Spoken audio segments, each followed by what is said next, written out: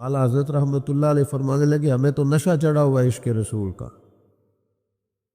خاص ہے ترکیب میں قوم رسول ہاشمی، بات یہ بھی ٹھیک ہے پر ہمارا نظریہ یہ ہے کہ انہیں جانا انہیں مانا نہ رکھا غیر سے کام، انہیں جانا انہیں مانا نہ رکھا غیر سے کام، للہ الحمد میں دنیا سے مسلمان گیا، میں نے اپنا اسلام اس طرح بچایا ہے، میں دنیا سے مسلمان ہو کر اس لیے گیا ہوں کہ میں نے کسی اور کی طرف دیکھا ہی نہیں، میں نے جب بھی دیکھا ہے مدینے والے محبوب کی طرف دیکھا ہے۔ تو انہوں نے نظریاتی طور پر مسلمانوں کو مضبوط کیا، ان کی فکری بنیادوں کو مضبوط کیا، ان کو توانائی دی، انہیں کہا تم الگ تھلگ وجود و حضور سے، تمہاری اپنی ایک پہچان ہے، تمہارا نظریہ ہے، تمہارا مذہب ہے، تمہارا عقیدہ ہے، تمہیں اس کے اندر طاقتور ہونا چاہیے۔ اللہ تعالیٰ خوش رکھے جی۔ سنیں پیارے بیٹا، خاموشی سے بیٹھے ہیں آپ لوگ، چھوڑ دو موبائل بھی، آپ لوگوں کی بڑی مہربانی، تھوڑی سی تو محفل ہے، اور اب تو ماشاءاللہ اتنی گرمی بھی نہیں، اور یہ جس طرح کا رنگ ڈھنگ بنا ہوا ہے یہ تو ویسے ہی دیکھنے کے قابل ہے۔ اطمینان سے سب محبت سے تشریف رکھیں۔ پھر انگریز کی حکومت ہو تو آج تو لوگ مطلب فٹافٹ حکومتوں سے ڈر جاتے ہیں اور بڑی جلدی اور نظریاتی طور پر کمزوری دکھا جاتے ہیں، اور ان کے جملوں میں جھول آنے لگتا ہے اور لفظ ٹوٹنے لگتے ہیں، اور جناب وہ جی نہیں، ہمیں بس دیکھنا چاہیے حالات کیا ہے۔ بھئی آپ حالات کو ضرور دیکھیں، بلا وجہ کسی سے نہ ٹکرائیں، آپ کوئی فساد والی بات نہ کریں، پر خود تو نظریاتی طور پر پختہ رہیں، یہ تو نہ ہو کہ جیسی ہوا چلے آپ بھی ویسے ہو جائیں۔ انگریز کی حکومت تھی، وہ ڈاک پہ ٹکٹ لگتا تھا نا، اس پہ انگریز کی تصویر بنی ہوتی تھی، تو اس ٹکٹ کو بھی الٹا لگایا کرتے تھے۔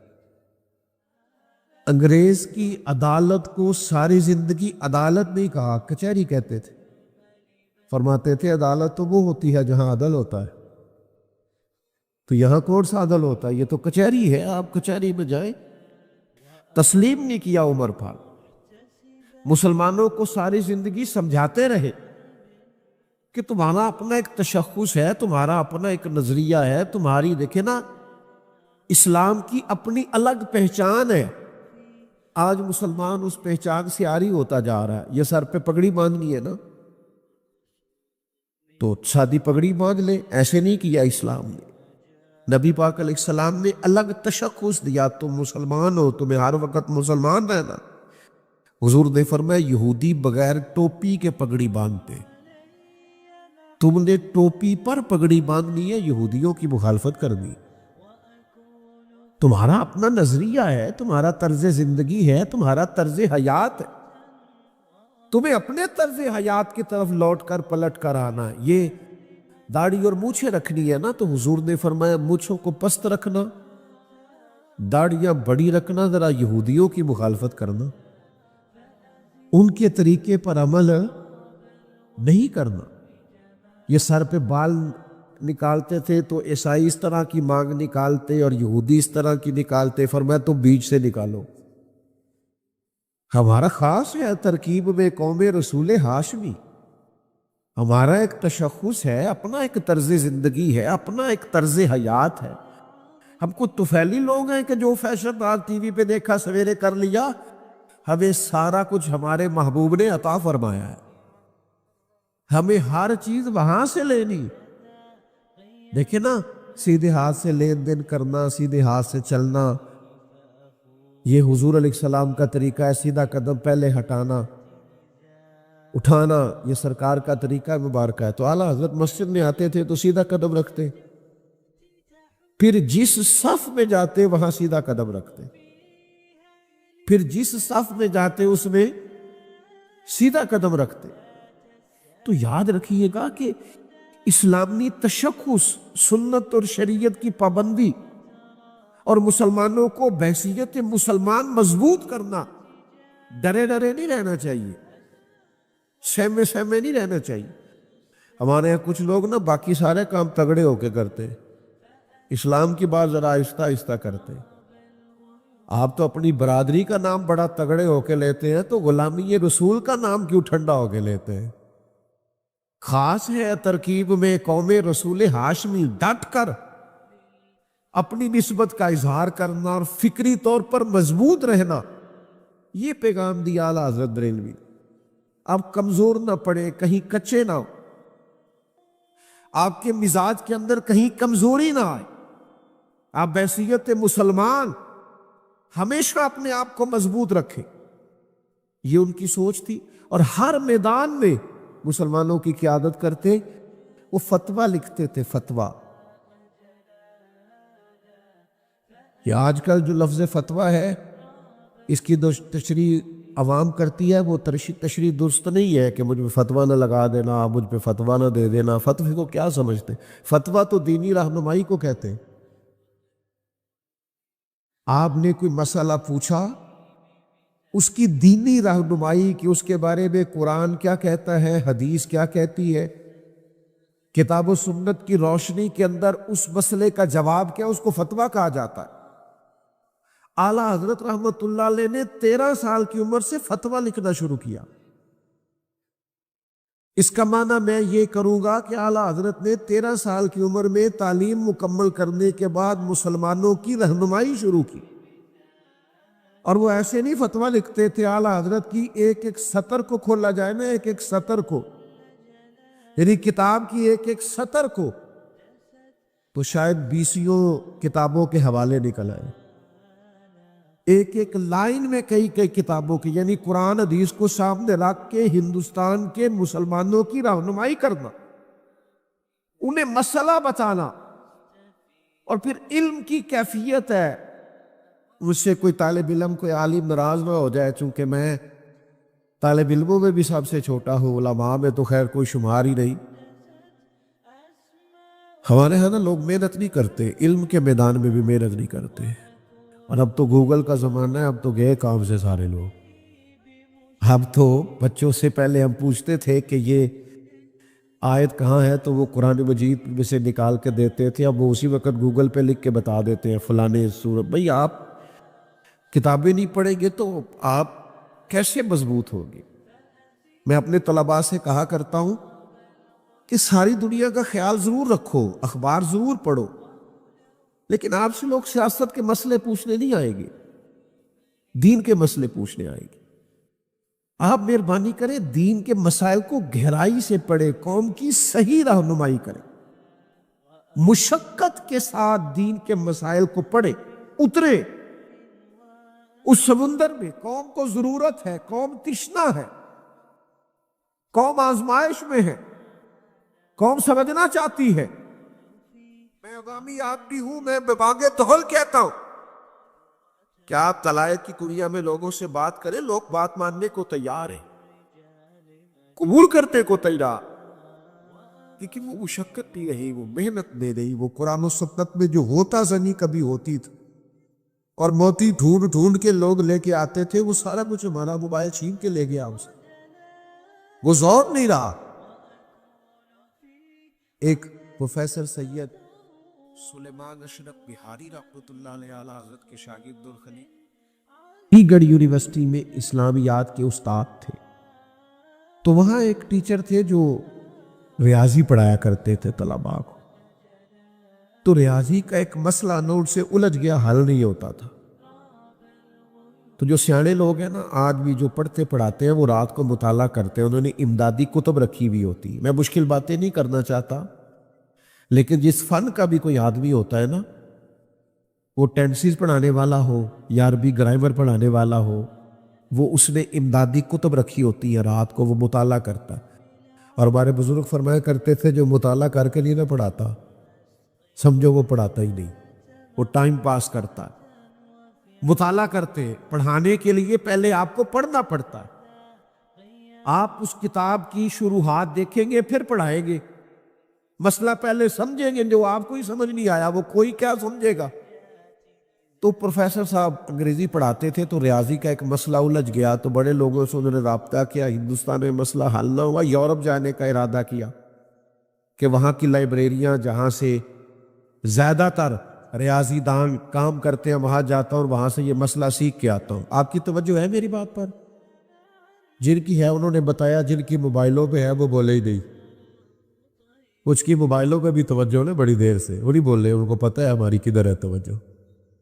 تھوڑی سی بات ہے، آپ توجہ سے سن لیں، میں نے بڑی جلدی سمیٹ دینا ہے. وہ پروفیسر صاحب وہاں جا رہے تھے تو اعلیٰ حضرت کے شاگرد اور خلیفہ وہاں ہوتے تھے. وہ کہنے لگے آپ شوق سے جائیے، جا کر کے آپ وہاں سے مسئلہ حل کر کے آئیے، لیکن اگر ہو سکے تو میرے استاد اور میرے شیخ مولانا احمد رضا خان صاحب سے بھی ایک دفعہ مل لیجیے. مولویوں سے ملنے میں لوگ اتنے خوش نہیں ہوئے، آپ بھی زیادہ نہیں ہوئے، سہتا ذوق نہیں آیا، چونکہ وہ مطلب وہ سمجھتے ہیں اب تو پروفیسر لوگ ہیں. وہ جس بیچارے کی اپنی تعلیم ہوتی ہے نا میٹرک فیل، وہ مولوی صاحب سے پوچھتا ہے آپ پڑھے ہوئے کتنا ہے، تو وہ کہتے ہیں میں درس نظامی پڑھا ہوں. نہیں ہوتے ٹھیک ہے، پڑھے کہ نہ ہو، بھئی عالم سے آگے پوچھ رہے پڑھا کتنا ہے اور کیا پڑھے. وہ ایک صاحب مجھ سے کہنے لگے مجھے مسجد کے لیے خطیب چاہیے، تو میں نے کہا کہ میں مولانا کا بھیجوں گا. کہنے لگے بھیجیں، ہم ٹیسٹ لیں گے. میں کہ درس نظامی کے فاضل کا ٹیسٹ تو شیخ الحدیث صاحب ہی لے سکتے ہیں، تو آپ میں کوئی شیخ الحدیث ہے تو بتا دیں، ٹیسٹ دلوا دیتے. تو کیسے آپ ٹیسٹ لیں گے؟ بڑی ڈگری والا ٹیسٹ لے گا نا. تو پھر قوم کیا ٹیسٹ لیتی ہے؟ سور وغیرہ چیک کرتی ہے ٹھیک ہے کہ نہیں. تو پھر وہی حال ہوتا ہے جو ہمارے ہاں ہو رہا ہے. آمدام برسر مطلب کہا ایک دفعہ میرے شیخ سے مل لے، تو انہوں نے کہا مطلب مولوی صاحب سے کہاں مسئلہ حل ہوگا. اللہ معاف کرے، آج کل یہی لوگوں کا حال ہے، مولوی کہاں سیاست کر سکتے ہیں، مولوی کو کیا پتا، معاذ اللہ یہی لبو لہ جائے. وہ پروفیسر کہنے لگے آپ ٹھیک ہیں، وہ بڑے عالم ہیں، پر تو سر نے دوسرے تیسرے نے پھر کہا کہ سر سنا ہے آپ کی ٹکٹ شکٹ ہو گئی ہے، ایک دفعہ چلے تو صحیح، چلے ایک دفعہ چلے تو صحیح، ایک دفعہ مل تو لے، ایک دفعہ آئے تو صحیح. اس کی گلی میں ہم ایک کام سے گئے، ایسے گئے کہ پھر ہر کام سے گئے. آپ ایک دفعہ چلے تو صحیح. تو دو چار دفعہ کہا تو وہ پروفیسر کہتے ہیں میں نے سوچا یار سید صاحب میرے کلیگ ہے، کالج میں پڑھاتے اکٹھے یونیورسٹی میں، تو یہ کہیں گے گئے نہیں تو چلتے. کہتے ہیں ہم پہنچ گئے بریلی شریف، تو فاضل بریلی عصر کی نماز کے بعد پھاٹک پر بیٹھتے تھے. باہر بڑا سارا ایک چارپائی تھی، اس پر تشریف فرما ہوتے تھے، لوگ مسائل پوچھتے تھے. تو کہتے ہیں میں نے جا کے وہ مسئلہ سامنے رکھا تو چائے مجھے دی گئی پینے کے لیے. تو کہتے ہیں میں چائے پی رہا تھا تو اعلیٰ حضرت نے اس مسئلے کو غور سے دیکھا، پھر پینسل منگوائی، چند لکیریں لگائی اور پھر میری طرف بڑھا کے کہا ذرا دیکھیے جواب درست ہے. تو کہتے ہیں چائے مجھے بھول گئی، تیریاں ویکھ کے ادامہ میں مرید ہو گئی. چائے شائے مجھے بھول گئی، کبھی میں سوال کا جواب دیکھوں، کبھی مولانا کی سادگی دیکھوں، کبھی ان کی وہ درویشی دیکھوں، وہ لب و لہجے میں اتنی سادگی، اتنا حسن، اتنا وقار، اس قدر زیادہ ان کے لب و لہجے میں خاموشی. تو میں نے فوراً کہا آپ نے علم ریاضی کہاں سے پڑھا؟ کہنے لگے میں نے نہیں پڑھا. پھر یہ سوال کا جواب فرمانے لگے وہ کوئی بندہ انتقال کر جائے تو وراثت کے مسئلے نہیں نکالنے پڑتے، بیوی کو کتنا ملے گا اور بچیوں کو کتنا ملے گا اور بچوں کو کتنا ملے گا، اور والدین زندہ ہیں تو ان کو کتنا ملے گا، اور اگر بیٹے نہیں ہیں تو پھر کتنا ملے گا، اور اگر ہیں اور صرف بیٹے ہیں تو پھر وہ وراثت کے مسئلے نہیں نکالنے ہوتے، بس وہ حضور کے دین کے وراثت کے مسئلے نکالنے کے لیے تھوڑی جمع تفریق سیکھی تھی تو ریاضی آ گئی ہے. ہم نے یہ کام بھی دین سمجھانے کے لیے سیکھا تھا. دین میں کیسے آپ کے سامنے کھول کر بیان کروں کہ انہوں نے جو سیکھا اس لیے سیکھا کہ مسلمانوں کو دین کی سمجھ آ جائے. انہوں نے فتویٰ دیا عمر بھر، لوگوں کو دین سکھایا، سمجھایا عمر بھر، مسلمانوں کی قیادت کی. اور پھر مسلمانوں کے اندر بھی اگر کچھ ایسے لوگ نکلے نا، اندر بھی، یہ مت گھبرایا کرے کہ فتنے باہر بھی ہے تو اندر بھی ہے. فتنے ہر جگہ ہی ہو جاتے ہیں. آپ کو تربیت کرنی ہے، گھر کے اندر بھی مسائل ہوتے ہی حل کرنے کے لیے. اندر سے بھی مسائل، مسلمانوں میں بھی فرقے بن گئے، مسئلے پیدا ہو گئے. ایک فرقہ بن گیا جاہل صوفیاء کا، وہ جو کہتے نہیں کہ تانوں کی پتہ ہوئے، مولوی لوگ کی پتہ ہوئے، اے معرفت دی گل ہے نا جی. آج کل بھی وہ اس طرح کے فرقے. تو اعلیٰ حضرت رحمۃ اللہ تعالیٰ علیہ سے پوچھا گیا کہ حضور یہ کچھ لوگ کہتے ہیں شریعت اور ہے، طریقت اور ہے. فرمایا چپ کرو، سارا کچھ ہی میرے نبی کی شریعت میں موجود ہے. عرض کی حضور یہ صوفی بنا پھرتا ہے اور کہتا ہے علم کی مجھے ضرورت نہیں ہے، صوفی درویش بنا پھرتا ہے، پیر بنا پھرتا ہے، کہتا ہے مجھے علم کی ضرورت نہیں. تو اعلیٰ حضرت نے لکھا ہے بے علم صوفی شیطان کا مسخرہ ہے، شیطان کا مسخرہ ہے. شیطان نے اسے مسخرہ بنا رکھا ہے. علم ہی نہیں جب تم میں تو عمل کیا ہوگا؟ جس خیاباں میں شجر ہی نہیں وہاں پھل کیا ہوگا؟ اعلیٰ حضرت نے جاہل صوفیاء کا رد کیا، پورا رسالہ لکھا ہے، احکام بیعت و خلافت پورے کھول کر بیان کیے، لوگوں کو بتلایا ہے کہ اصل کیا ہوتا ہے. اور پھر کچھ لوگوں نے پوچھا حضور بعض لوگ قبروں پہ جاتے ہیں تو طریقہ کیا ہے؟ تو یہ اعلیٰ حضرت نے جو طریقہ لکھا وہ سنو. فرمایا 4 رات قبر سے دور رہنا، فاتحہ پڑھنی. فرمایا قبر کو سجدہ بالاتفاق حرام ہے، طواف حرام ہے، بوسہ لینے میں اختلاف ہے لیکن اس سے بھی بچنا ہی بہتر ہے. اس قدر زیادہ کھلی ہوئی باتیں، اس قدر زیادہ واضح باتیں، چمکتی دمکتی باتیں. اعلیٰ حضرت نے مسلمانوں کے نظریات کی حفاظت کی، انہیں سمجھایا. لیکن ایک بات ہے، اگر کسی نے حضور کے علم کو ناپنا تولنا شروع کیا تو پھر اعلیٰ حضرت کا قلم اس کے لیے بھی اٹھائے. اگر نبی پاک کی عظمتوں کو کسی نے چھیڑا ہے تو کل کے ردا ہے خنجر خوخار برق بار. پھر آدھا سے کہہ دو خیر منائے نشر کرے. پھر انہوں نے کہا تمہیں پتہ نہیں حضور کے بارے میں بات کرتے ہو؟ رسول پاک کی تو ایک ذات ہے، جن سے عشق کریں گے تو بچیں گے، جن کی محبت ہوگی تو کلیجہ آباد ہوگا. حضور کس طرح؟ فرمایا بخدا خدا کا یہی ہے در، نہیں اور کوئی مفر مکر. جو وہاں سے ہو یہی آ کے ہو، جو یہاں نہیں تو وہاں نہیں. اچھا پھر حضور کی تعریف کیسے کرتے ہیں؟ مزے کی بات دیکھیں، اگر آپ کی زیادہ توجہ ہو نا، آپ دیکھیں اتنی بڑی تعداد میں آپ آئے ہیں لیکن چند دوست ایسے ہیں جن کا موبائل کے بغیر 10 منٹ بھی گزارا نہیں. وہ جب موبائل کھڑا کرتے اونچا کرتے ہیں تو جو پیچھے بیٹھے اس بیچارے کو دقت ہوتی ہے، نظر نہیں آتا. تو آپ تھوڑی دیر کے لیے چلیں، مت بال عشق دا سیکھا گے، ایک دوجے نو ویکھا گے، تھوڑی دیر کل کے چھوڑ دیں. اللہ خیر کرے، موبائل نہیں ادھر ہی رہنا ہے، تھوڑی توجہ کرے. اعلیٰ حضرت پتہ کیا فرماتے ہیں؟ یہ زیادہ مزے کا لطیف نکتہ ہے، اس کو آپ نے سمجھنا ہے. وہ کہتے ہیں بخارِ سور میں نا حضور تشریف فرمائے جسم کے ساتھ، اور کافر چاروں طرف پھرتے ہیں، حضور انہیں نظر دیا. حضرت صدیق اکبر بھی اتر موجود ہے، نبی قریب بھی کار میں موجود ہے، لیکن حضور انہیں نظر ہے. آپ کسی اور سے جواب پوچھتے تو بولت جاتا کیوں نظر نہیں آتے، وہ دلیلیں دیتا. اعلیٰ حضرت فرماتے اصل بات پتہ کیا ہے؟ نبی پاک کائنات کی جان ہے. النبی اولیٰ بالمؤمنین من انفسہم، جانوں سے بھی زیادہ کہ حضور جان ہے. فرماتے ہیں یہ جو جان ہے نا یہ نظر نہیں آتی. آپ کے جسم میں جان ہے نا، دکھا سکتے ہیں؟ ہے تو صحیح نا؟ کہتے ہیں میری جان ہے نا، دکھا سکتے؟ اعلیٰ حضرت فرماتے ہیں جان ہے وہ جان کیا نظر آئے، جان ہے جان کیا نظر آئے، کہ کیوں ادو گرتے گار پھرتے. اور جان ہے جان نظر نہیں آیا کرتی. یہ دشمن بلا وجہ گار کے گرد پھرتے، جان بھی کبھی نظر آئی ہے؟ میرے محبوب تو کائنات کی جان ہے، اور جان نظر ہے، جانت ہے وہ جہان، جان ہے وہ جہان. اعلیٰ حضرت رحمۃ اللہ تعالی علیہ نے عشق رسول کا لازوال درس دیا. 4 باتیں ان کی زندگی میں بڑی منفرد ہے اور ہر شخص کو ان کی ضرورت ہے.